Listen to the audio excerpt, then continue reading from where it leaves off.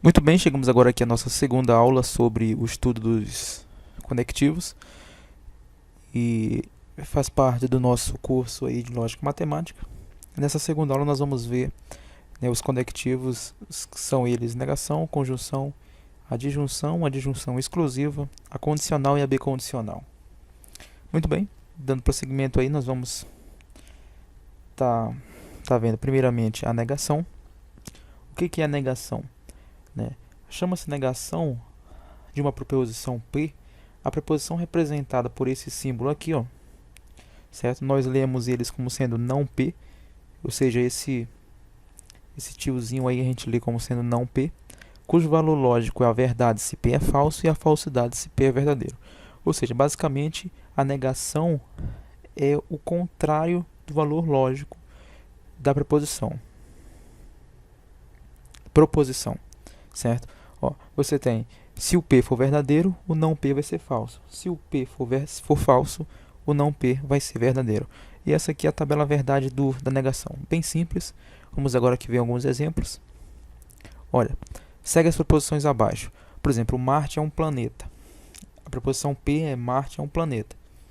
A negação dessa proposição seria Marte não é um planeta. A proposição o Brasil fica na América, a negação seria o Brasil não fica na América. E a proposição 2 mais 4 igual a 6, certo? Negar isso é dizer que 2 mais 4 não é igual a 6, ou seja, ele é diferente de 6, certo? Mas nós temos aqui a proposição T, Pedro é loiro. Negar essa proposição seria dizer que Pedro não é loiro. Peço atenção especial aqui à proposição V, 6 é maior que 5.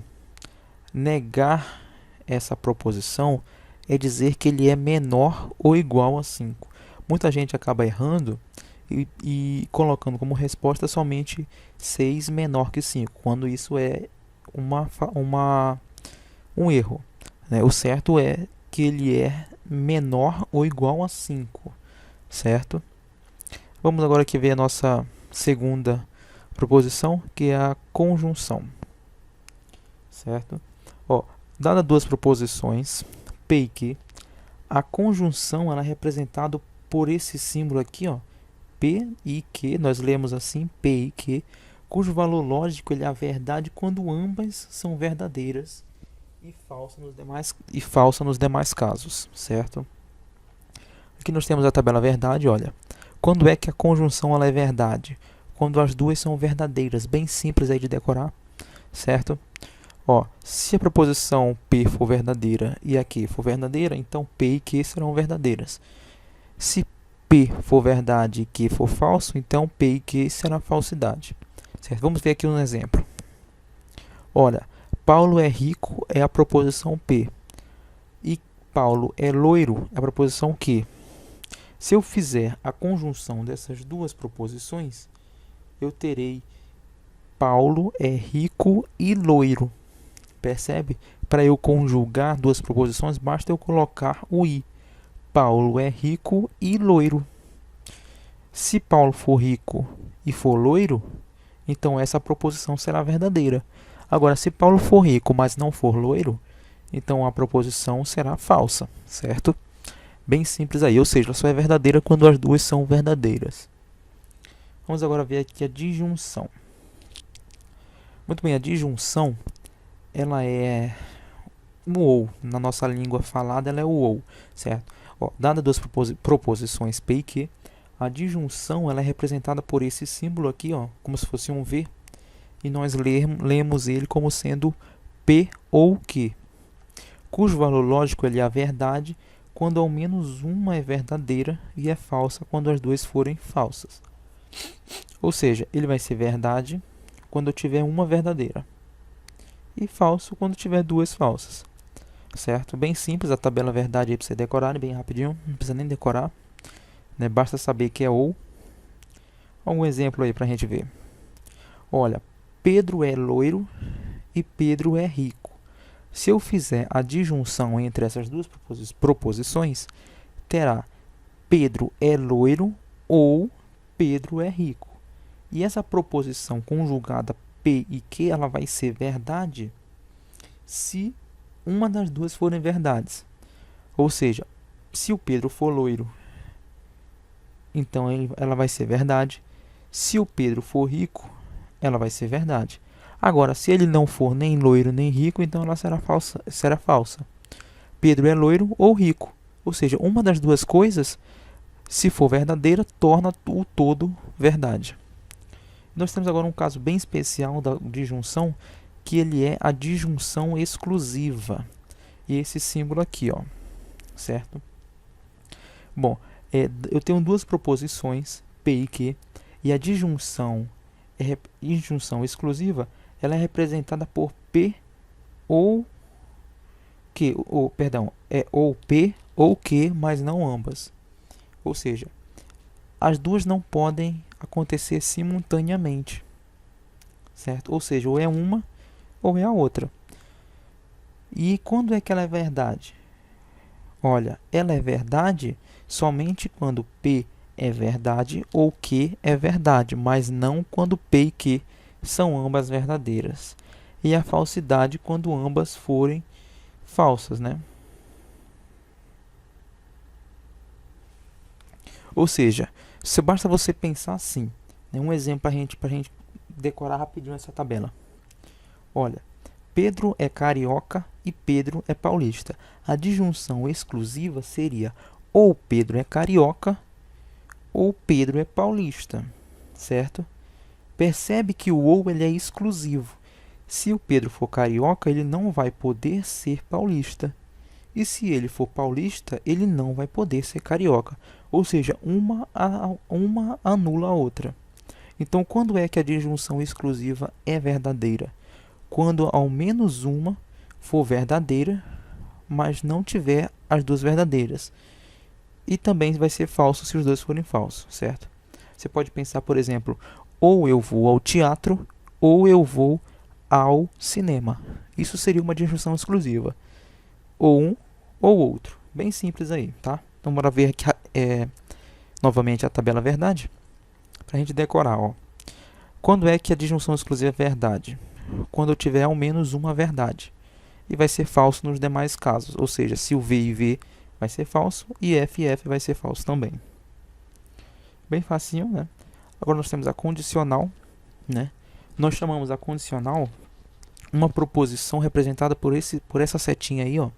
P implica que, nós podemos ler assim, P implica que, ou podemos ler também se P, então que, cujo valor lógico ele é a falsidade quando P é verdadeiro e Q é falso. E a verdade nos demais casos. Então, assim, bem simples para a gente decorar.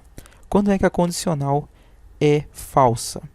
Quando a primeira proposição for verdadeira e a segunda for falsa. Somente isso, bem simples aí, né? Um exemplo. Olha, não, aqui uma nota importante antes.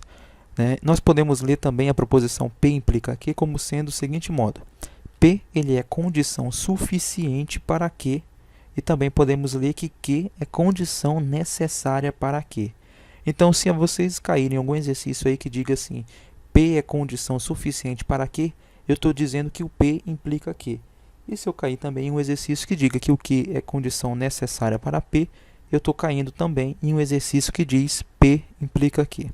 Certo? Um exemplo aí, ó. Veja a proposição P. 8 é um número par. E a proposição Q, ela diz que a Bahia é um estado. Vamos analisar a proposição P implica que. Percebe o seguinte, eu leio assim, né? Se 8 é um número par, então Bahia é um estado. Né? Ficou um pouco estranho, né? Porque nós estamos querendo associar o fato de Bahia ser um estado, está ligado ao fato do 8 ser par, quando isso não é verdade. Certo? Então, assim, ó, vamos analisar. A proposição P, ela é verdadeira? Ela é verdadeira. O 8 é um número par. A proposição Q, ela é verdadeira? Também, né? Verdadeira, porque o Bahia é um estado. Se eu tenho duas verdades, ó, pela tabela verdade, ó, VV implica V. Então, a proposição P implica Q é verdadeira, certo?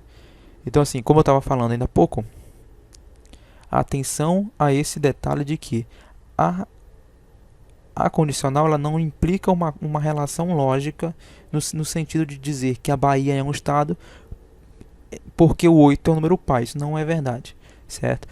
O que ela faz é somente relacionar as duas proposições de acordo com a tabela verdade.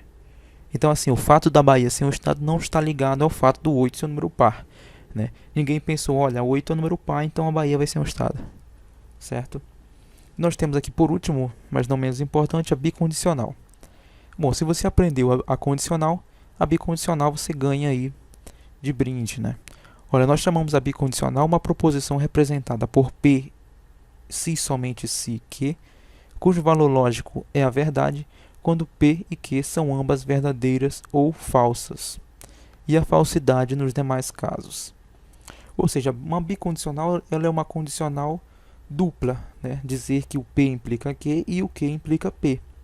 Ó, em poucas palavras, é verdadeira quando P implica em Q e Q implica em P. São ambas verdadeiras. Então aqui, ó, se a gente voltar para a condicional, ó, quando é que as duas são verdadeiras? Ó, eu tenho que ver, ó. VV vai ser V, certo? E FF também vai ser F. Essa daqui não é verdade, ó. FV não é verdade, porque se eu pegar Q implicando F, eu vou ter que o F implica no V. Ó, FV ele é verdadeiro, mas VF é falso, certo?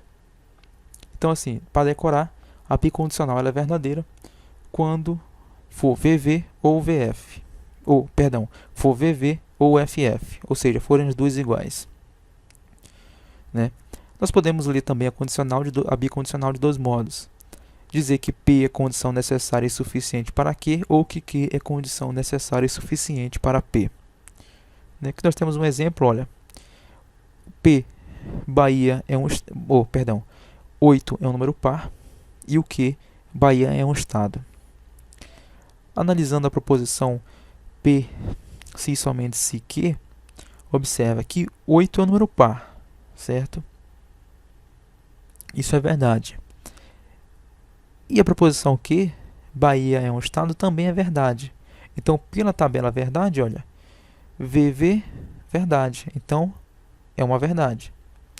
Portanto, a proposição P, se somente se Q, é verdadeira. Muito bem, gente, essa foi a nossa aula.